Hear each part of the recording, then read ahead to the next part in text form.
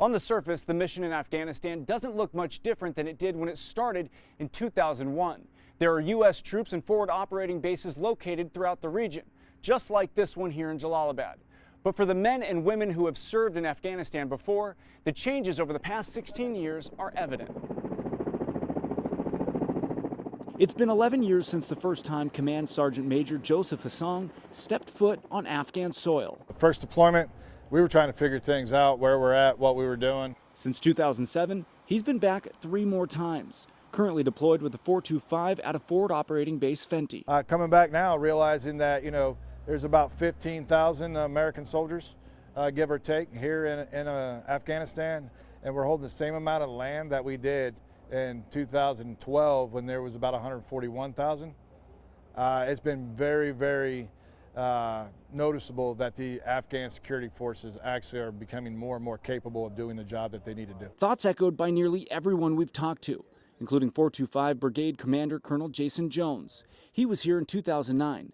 He says the tides have turned as a result of the U.S. taking a step back and letting the Afghans take the lead. And they're basically telling us after the fact, and oftentimes, hey, we just did X. So it's night and day from where we were. While the Afghan government continues the effort to prove its legitimacy which has recently been called into question following a number of attacks carried out by insurgents which claim more than 130 lives over a 9-day period. This is an act of desperation on the behalf of the Taliban. General John Richardson, commander of TAC East, says recent attacks are an effort to discredit the government.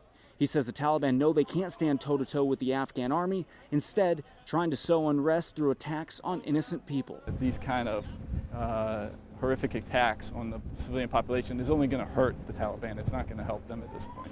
And although the Taliban remains a big problem across the country, ISIS is definitely the bigger threat. Captain Todd Graham, who is on his second tour in Afghanistan since 2014, says the rise of ISIS in Afghanistan has changed the dynamics of the mission. The enemy of my enemy is my friend. So I know there's talks way above my level as far as like possible reconciliation with the Taliban and things like that, but we'll see. I mean, right now ISIS is definitely the bigger threat. But no matter who the enemy is, 425 leaders say the Afghan National Defense Security Forces must lead. The Afghans have to win this war for themselves. They need help and they need advice, assistance, enablement when we can enable them, but they have to lead the fight. The fight to take back their country, which could eventually stamp the U.S. military's ticket home. Although Afghan security forces have improved dramatically over the years, 425 and Resolute Support leaders acknowledge that the Afghan army is essentially only about 17 years old and that it will still take more time and money before U.S. assistance is no longer needed. Reporting from Jalalabad, Blake Essig, Channel 2 News.